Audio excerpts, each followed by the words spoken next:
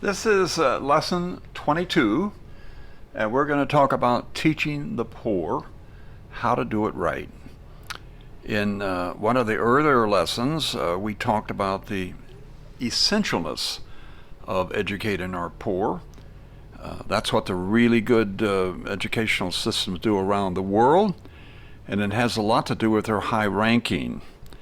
And one of the lessons earlier, I think it was actually that one, we saw that at least on one measure, if we could increase by 8% the score of the lowest socioeconomic level on one measure, we could become world class, because that would put us equivalent to Hong Kong.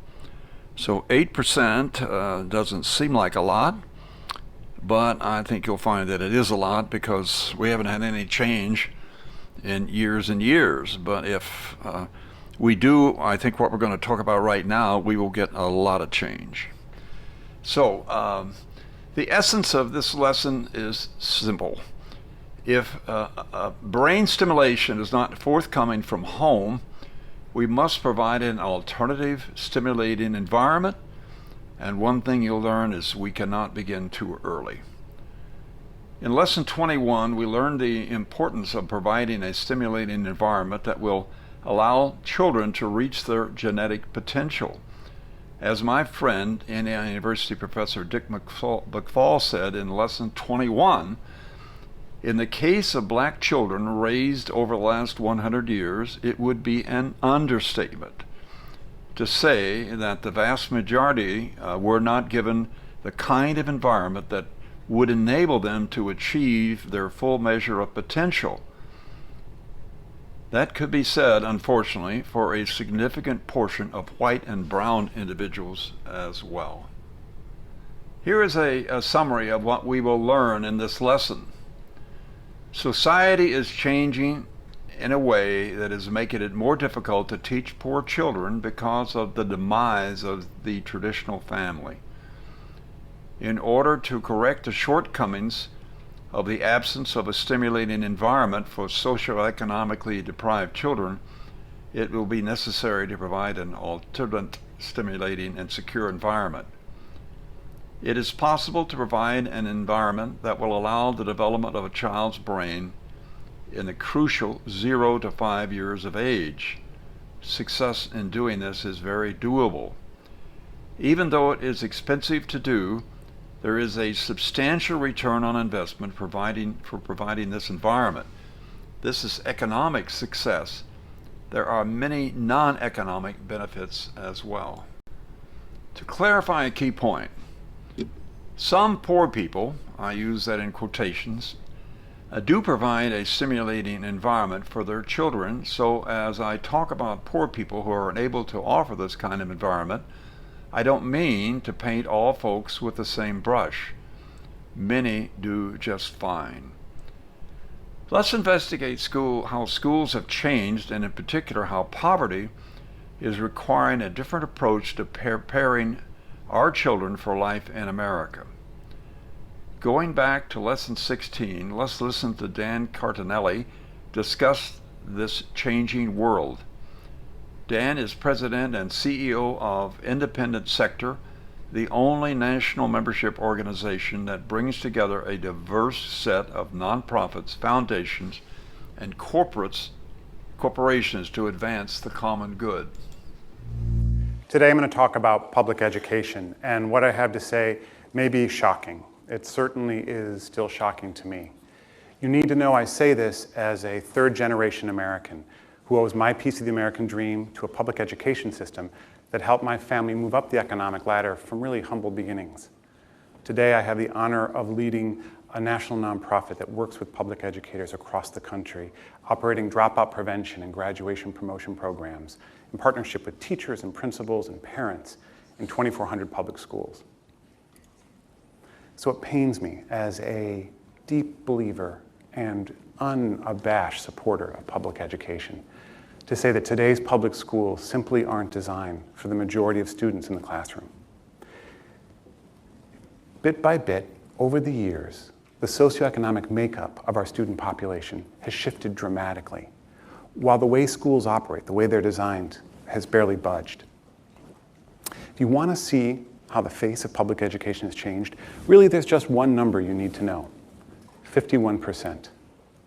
51% of students in the classroom today are on free and reduced price lunch. In 1989, that number was less than 32%. Now, the National School Lunch Program is generally the way we determine low-income rates for public schools. So what this number tells us, this 51%, is that the majority of kids in school are functionally poor.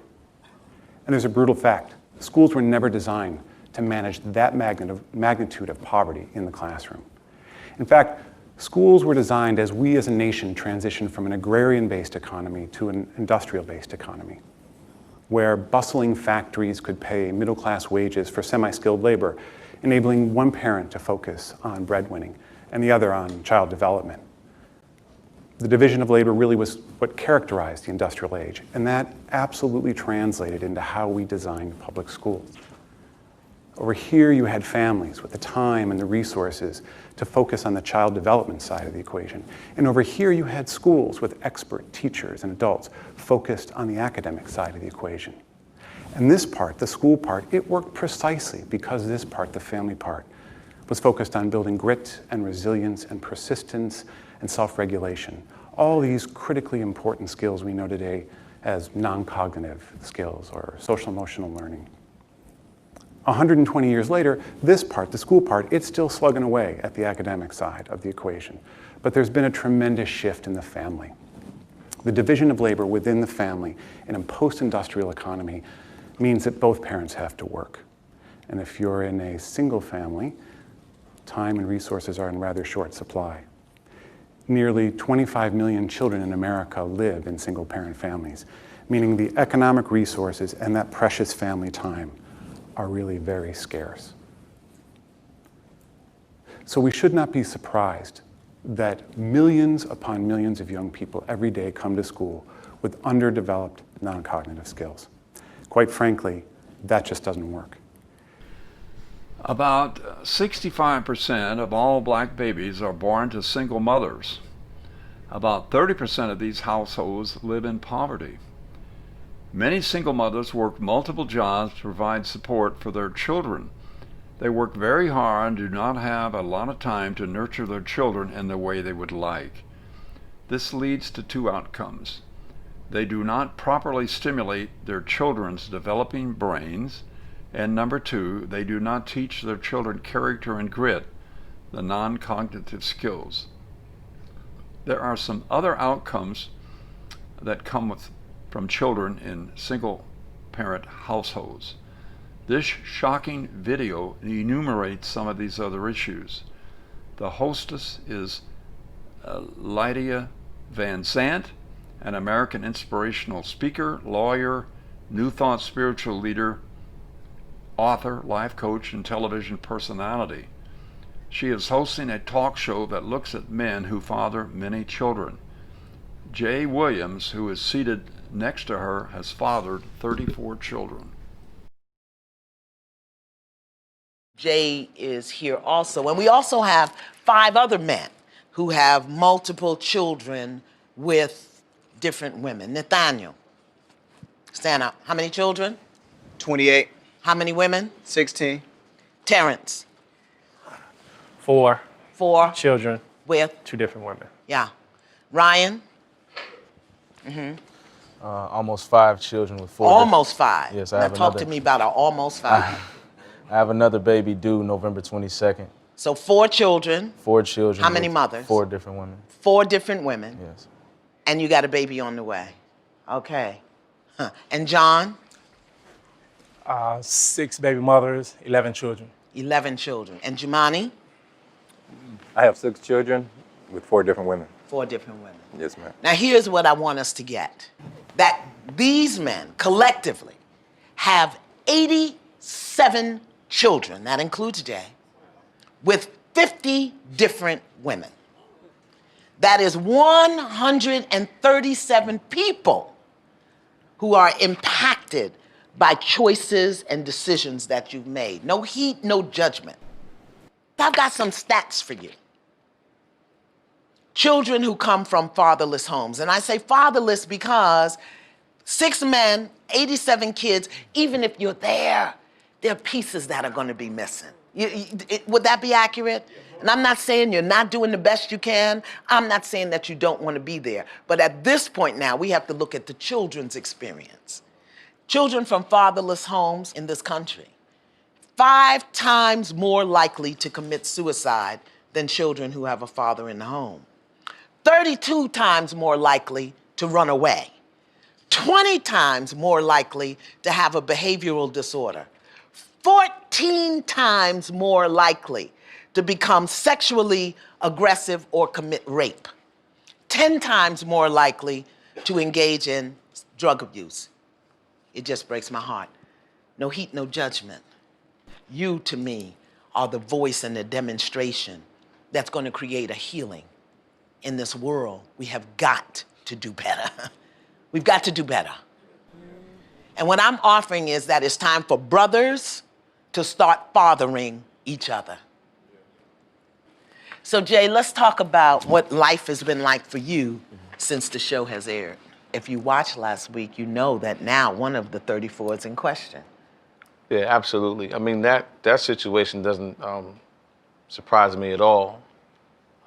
In that particular situation with Ayanna, I did not want to deny a child that could potentially be mine. I would rather have it accept my place as his dad based on what the woman was telling me. She never told him you were his Absolutely, father, so. and as I suspected, the child is likely not mine based on my communication from her and what was revealed. But how do you, I want to do 2 things. First of all, my intention is to create a safe space for men to examine and discuss the worst of who you are and who you've been, so that we can facilitate a commitment to change. Not to beat you up and not to beat you down, but we've got to look at where this came from in order to build and go forward. The other part of the intention is to really understand that this is not just about creating multiple children in the world with multiple people. It's about how we create relationships, because that's what you have to heal with your children. Because you're getting ready to be a grandfather. Your son, absolutely. not married, having his first child. One of your daughters, not married, had her first child. The pattern.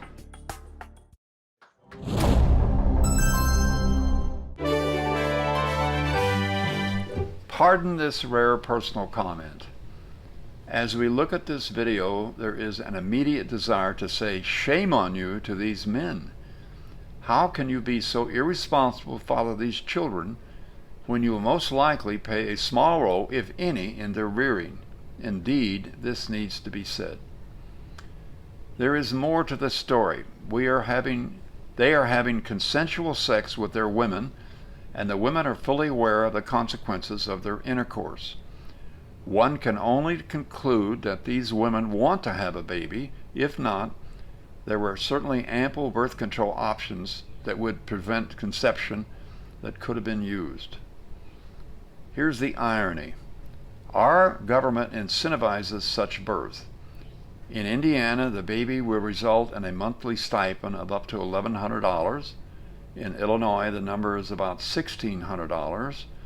Consequently, we'll be paying for babies, many of whom we will later spend thousands to attend early ed programs.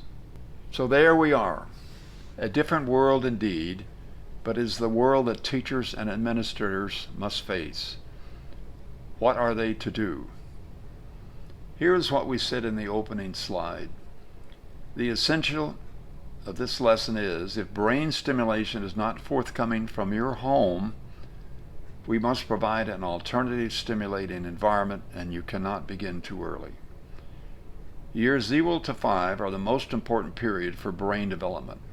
If we are providing an alternative stimulating environment, it must be available in the early years of a child's life. There are a number of experimental programs that have been evaluated over the last 40 to 50 years. We will study several of these with particular focus on cost versus benefit. How is such a program to be evaluated? One way is test scores, but the gold standard is to estimate future tax revenues from future earnings, cost savings of program participants, reduced draws on state revenues for welfare, crime, Medicaid, etc., and compare this to the program cost. Here is a little table that summarizes some of the really well-known programs. The Adversarian Program starts with very young children, average about 4 months, and goes to age 5. And the return from it, as calculated by Dr. James Heckman, Nobel Prize winning economist from the University of Chicago, is like putting your money in a bank at 13% per year. Perry Preschool, 3 to 4 year olds, doesn't go quite as early. $16 for every dollar invested. Chicago Child Parent Program, 3 years to 9 years, $10 for every dollar invested. And a relatively new program, Educare, covers children from birth to 5. It's too early to assess the payback. Some of these programs, the Adversarian and Perry and Childhood, the Chicago Child Parent Program, they have been visiting with people that went through that program for years and years and trying to look at whether or not they've been to jail, how much money they making, or how's their health, and so forth. So the studying of these kids that went through these very early programs continues to this day. Notice the benefits per dollar of investment. They all produce a great monetary return. Of course, there are many non-monetary benefits: less crime, self-sufficient citizens, better citizens, happiness, etc. Many of the programs are old and participants are still being monitored for life events and incomes. One program that is missing from the table is Head Start, a program for pre-K children. The research on this program produces a mixed bag of results. Here's a quote from a recent paper. Most people have heard a different story, that the program doesn't work at all. They may all have heard about a recent massive study commissioned by the Department of Health and Human Services, which found the benefits of access to Head Start at age 4 are largely absent by the first grade for the program population as a whole. We will now take a deeper look at the Adversarian Program. We're going to take a deeper look at two of these programs. The first one is the Adversarian Program. This was done in the area of Chapel Hill, North Carolina, and it focused on very young children. Beginning age was average of 4.4 months and carried on until age 5. So this is right in the sweet spot for child brain development. If you like graphs, this graph says it all.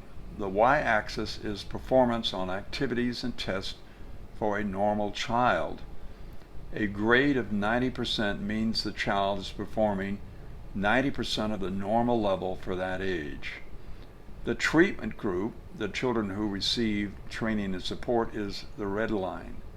The control group, the yellow line, is a group of children who were allowed to grow with whatever programs, family involvement that was normal for their community. The Adversarian people did provide them with proper food and health care to make sure they were competitive. So as you look at this chart, you see the red line is almost flat. The lowest level is 95% of normal. So these very poor children, under the control of the teachers and advisors and so forth in the program, are able to maintain normal child development up to 4 years. The yellow line is typically what happens if, again, the parents are not providing the stimulation. There is no growth in skills, the brain does not develop fully, and they're down to 45-46% of normal by the end of 4 years, and that's how they will go on to pre-K or K, and they start off with a big disadvantage. So this is a very, very important chart. Shows success just the way we'd like to see it. Looking at the graph tells us there's a very strong and positive impact on children in the program. They perform at normal levels all 48 months. On the other hand, the children not in the program end up at only about 50% of normal performance. This is exactly what we've been looking for. Poor people can be educated, but you must do it right. In other words, you've got to start very early. 0 to 5 years is very important. Here's a video featuring Professor Craig Ramey. He is one of the founders of this program, and he'll do a great job of explaining some of the details. One of the things that science does when we don't know how important something is that we do experiments. All of the drugs that you might take to help with a particular condition that you might have go through a set of trials that are very rigorous.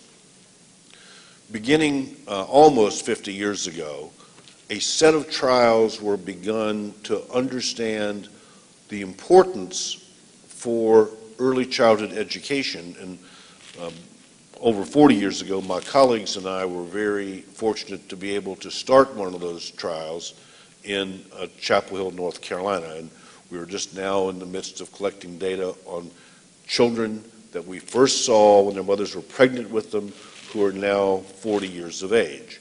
And we have embedded in that series of trials, we've embedded experiments to allow us to try to understand which factors are important and how important they are. And so we wanted to begin by studying highly vulnerable children, because if we could help them, all of society could benefit. But back 40 plus years ago, we didn't really know whether we could have a positive impact or not. That's why you do research. You do research because you don't know what the answer is. You think something might work. And so what we did was to begin a study that we called the Adversarian study. I was a young assistant professor, and I love big words. And Adversarian means one who learns the fundamentals of something, such as one who learns the alphabet. You can refer to it as the ABC study if you'd like. But we really wanted to find out how important early education could be. And so in the study, we created two groups for treatment, and they were done by a lottery or by a random assignment process. But our control group was not a no-treated group, because we really wanted to ask about education. So we provided health care to both groups. We provided adequate nutrition to both groups. We provided family support services to both groups. And for one group, we created a child development center. Children were entered into it at 6 weeks of age. They attended it 5 days a week, 50 weeks a year, until they went to kindergarten. And in that, we created an individualized curriculum for each child, and we tried to provide the single best environment that we could conceive and enact. And that's part of what I want to talk with you about today. One of the things that we did was to measure the children's developmental progress at periodic intervals with people who had no connection with the program. We've published about 250 or so articles on this study. I'm only going to hit a couple of highlights. What the message I have is fairly simple, and this graph starts us off. For everything I'll talk about in the next 15 minutes, the red always refers to the group that got the educational treatment, and the yellow refers to the control condition. These are the scores of children on cognitive tests beginning at 6 months of age, going to 4 years of age. And what you see is a representation of the percentage of children who maintain normal cognitive development. And for the children in the control condition coming from undereducated and impoverished families, children who were perfectly healthy at birth, you see that over the course of the first 4 years of life, they go from being perfectly healthy and cognitively sophisticated to only a little under 50% of them retain that by the time they're 4 years of age. And the function of the early education was to prevent that decline from occurring. And virtually all the children in the treated group remained within normal limits. Here's another expert explaining the Perry Preschool Program. This was done in Michigan. The speaker is Dr. Larry Schweinhart, PhD. He is the former president of the High Scope Educational Research Foundation in Ypsilanti, Michigan. His talk is about 14 minutes long. When this video is over, it concludes lesson 22. Thank you for your time, and I hope you gain some insights from this work.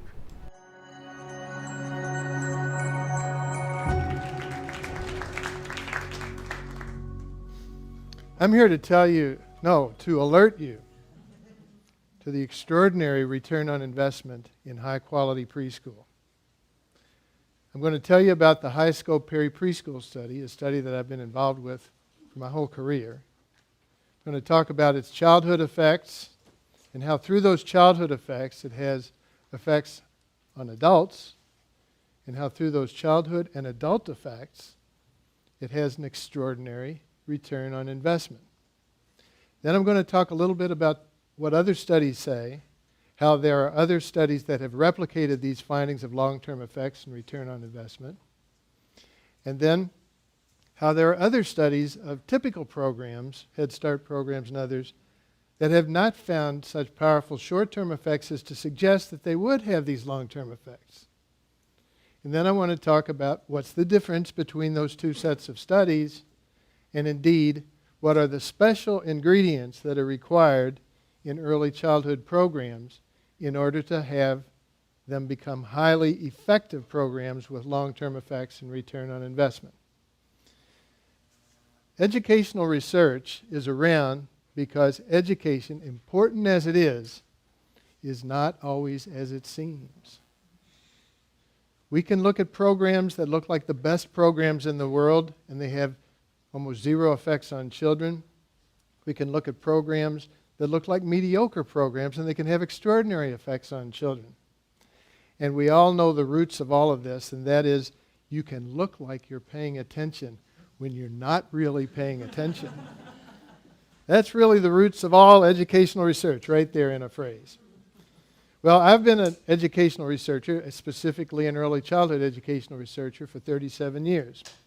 In all of that time, I've been working on one study, keep working to get it right, the High Scope Perry Preschool Study. It actually began even before I came to it in 1962. It began, I started with the program in 1975. Over all of those years, it maintained very high standards of data collection, so we collect all but 5% of the available data. No missing data, to speak of, very little. It began with it focused on children living in poverty, and it began with a random assignment design. Very simple thing that's easy to understand. Think of flipping a coin, and if the coin goes heads, one group, tails, the other group, you get pretty much two equivalent groups that way. Our approach was a little more complicated. In fact, we didn't do perfect random assignment, but we've been working with Professor James Heckman, the Nobel Prize-winning Nobel laureate economist at the University of Chicago, and we've dealt with all of the imperfections in our design and have a lot of confidence that what I'm about to tell you is about as clearly true as science can make anything true. So we began with that. We put one of the groups in a preschool program that was a program different from what a lot of us think of as education. We're all used to teacher-directed instruction. In fact, that's what I'm doing right now, teacher-directed instruction. You don't get a chance to say much, right? But I'm doing all the talking and you're supposed to be listening. I'm not talking about that for early childhood education. What I'm talking about is much more like a conversation where you've got two people listening and talking to each other, taking turns back and forth. The high scope curriculum, which we developed in the preschool program, was at root a conversational program that involved teacher-child, adult-child interaction, parent-child interaction that was giving children some degree of control over what they were doing. They were taking part in designing their own learning experiences. And we think that's one of the things very important to the long-term results. We also focused on all of child development, literacy, mathematics, but also things like executive function, social-emotional learning, and other things that are very important to the development of character and responsibility and the things that are really important to carry us through life. So we had that design, and that led to these kinds of effects. These are the childhood effects. First of all, we found that only 1/3 of the kids, not even 1/3 of the kids who did not have the preschool program were ready for school. About 38% of them were committed to school, and only 15% of them had a basic level of achievement at age 14 on the California Achievement Test. With the program, it looked like this. You can see that the percentage of children ready for school doubled. The percentage of children committed to school was significantly higher. That's things like doing homework, having a better attitude towards school, talking to your parents about what you did at school that day. I think the glue that held the program effects together through those years was essentially the commitment to schooling that interplayed with the achievement back and forth. Commitment raised achievement, achievement raised commitment. Commitment raised achievement, and so on and so forth in a positive cycle, whereas oftentimes, too often, it's a negative cycle that goes in the other direction. And then as you can see, the basic achievement at 8th grade was substantially higher. About half of the group that had the preschool program had a basic level of achievement at age 14 at 8th grade. That led to these adult effects. We're looking at high school graduation, a basic level of earnings, or being arrested 5 or more times. And you can see the dismal statistics there for the group that did not have the preschool program. 60% of them graduated from high school. 40% earned $20,000 or more. And 55% were arrested 5 or more times. That statistic itself, by the way, is extraordinary. These children were selected because they were at risk of school failure. And on that criterion, we could find lifetime later that most of them had been arrested 5 or more times. Scary. Here's what we got with the preschool program. A higher high school graduation rate, greater earnings, that was at age 27, again at age 40, and arrested 5 or more times was reduced from 55% down to 36%. All of those were significant effects. All of those were lifetime effects. I don't know which, maybe the arrest rate is the most important because it's so hard to change crime, to reduce crime. And we pay so much for crime. Victims pay for crime. Society pays for crime. We all pay for crime because of imprisonment and all the other costs associated with crime. If you can reduce it, you can cut all those costs. And what all of these effects did then was to lead to the return on investment, maybe the best known findings of the high school preschool study. You can see the program cost at the bottom. It's about $12,000 a year. Some people would say that's too much. But the alternative is not nothing. It's not pay it or not pay it. It looks like that's the choice. But the actual choice is to spend that money or to spend that other great big income stream there, which is all of the taxpayer costs that go into children who did not receive the preschool program. Higher costs for schooling because more children had to be treated for mental impairment. Higher earnings because people had better paying jobs in the preschool program group. Because they had higher paying jobs, they paid more in taxes. But maybe most importantly, as I said before, was the costs of crime and justice for the control group. Enormous costs of crime and justice which were substantially reduced by participation in the preschool program. As you can see, that effect alone is many times as great as the program cost, but you even remove that big effect, and you still got a program that has returns much, much greater than the preschool program cost. The findings we had at age 40 were $16 return for every dollar. Heckman's work points to a slightly lower figure, and I sometimes think about it, it's like it matters whether it's a $7 return or a $16 return. It's so large. It pays off so many times. If it paid off $1 for every dollar, it would probably be worth doing for humanitarian reasons. $2 for every dollar, it's a no-brainer. This is $6, $7, $8, $9, $10 return on a dollar. Why are we not doing this? We're doing it sometimes, but we're not really achieving high-quality programs, even when we have the opportunity. We do half-hearted measures and think we're being economical. That's a funny word to use here, isn't it? Economical. Because the return on investment dissipates if you don't really reach the standards of high quality. In any case, that's where we are right now. Not all programs are highly effective. There have been several other preschool programs that have been subjected to longitudinal study, model programs. The Adversarian Program in North Carolina is one. Chicago Child Parent Centers, obviously, in Chicago is another. There have been a couple of state programs that have found long-term effects. We've done one with the Great Start Readiness Program in Michigan. So there's evidence that this is an achievable finding. This is not something that's just out there, happened once, never going to happen again. This can be achieved right now with programs that are operating right now. But, and here's the bad news, studies of typical Head Start programs and state pre-K programs, specifically a program study called the Head Start Impact Study and another of 5 state pre-K programs, found modest effects that were not so large that we would truly expect long-term effects in return on investment. So what do we do about this? We know it's out there. Hey, the same thing would have been true for the gold rush in California. If you'd gone out and found the gold, you'd come back and tell all the folks, crazy prospector, hey, I found gold in the hills. And somebody else goes and looks next to it and doesn't find any gold and comes back and says, I had no gold in the hills. Well, we know the gold's out there. We got to go find it. So how do you do that? In a phrase, to get what we got, you got to do what we did. It's kind of catchy, isn't it? To get what we got, do what we did. And what we did, very specifically, what we think is responsible for the long-term effects are special ingredients that have to be present in preschool programs in order to truly expect long-term effects and return on investment.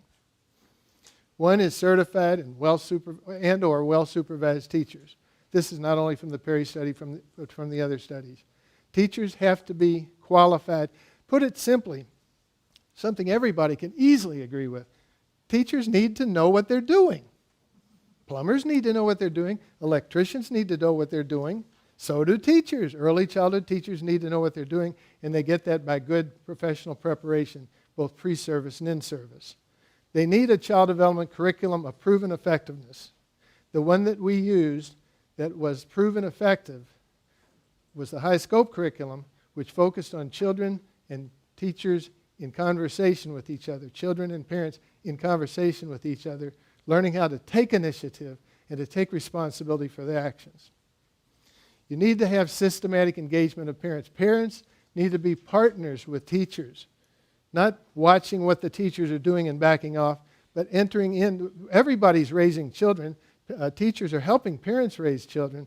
They need to be engaged and learn to approach kids the same empowering way so that they can be empowered throughout their lives. And finally, and I think critical to where we are throughout the society right now, is the teachers need the feedback from assessment of programs and children. We haven't been doing that in Head Start programs. Sometimes we haven't been doing it in state pre-K programs. Child care programs, we almost never do it. You need feedback because of the trick that I was just talking about. The fact that you can have programs that are contributing to child development and you don't know if they are or not. So you have to measure that. Now measurement, there's lots of issues with measuring correctly, and it's important to do the right kind of interactive child development measurement. But it is absolutely critical for teachers and administrators and policymakers and parents and all the rest of us to have feedback to know that teachers are on the right track and doing the right kinds of programs for young children. If we do those things, we have the potential for seizing the prize, that extraordinary return on investment. This one's pretty predictable. Sometimes you never know when you're going to get a return on investment. This time we do know, and we know we got to follow these rules. We can't compromise. We can't subject us to the political process and say, well, we'll do half of it and maybe it'll happen. We have to do it just the way we were talking about.